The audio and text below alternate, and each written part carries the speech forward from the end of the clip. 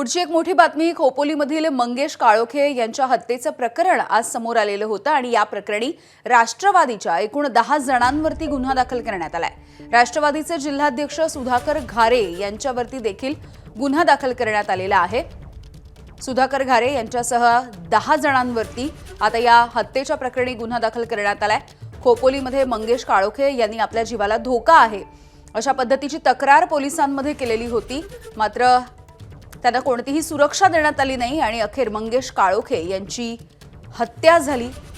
अर्थातच आजूबाजूच्या परिसरामध्ये देखील या हत्येमुळे दहशत पसरली आहे आणि या प्रकरणी आता एकूण 10 जणांवरती गुन्हा दाखल झालाय।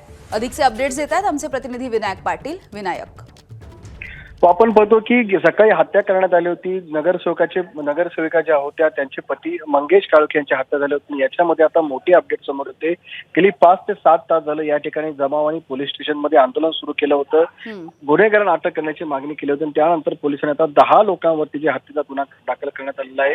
त्याच्यामध्ये मुख्य जर आपण पाहिलं नाव तर या ठिकाणी सुधाकर घारे यांचं नाव समोर येते। जे सुधाकर घारे रायगड जिल्हा अध्यक्ष आहेत अजित पवार गटाचे, राष्ट्रवादी अजित पवार गटाचे ते रायगडचे जिल्हा अध्यक्ष आहेत। आता गेलेल्या निवडणुकीमध्ये विधानसभेमध्ये त्यांनी कर्जत विधानसभेतनं अपक्ष निवडणूक ही लढलेली होती।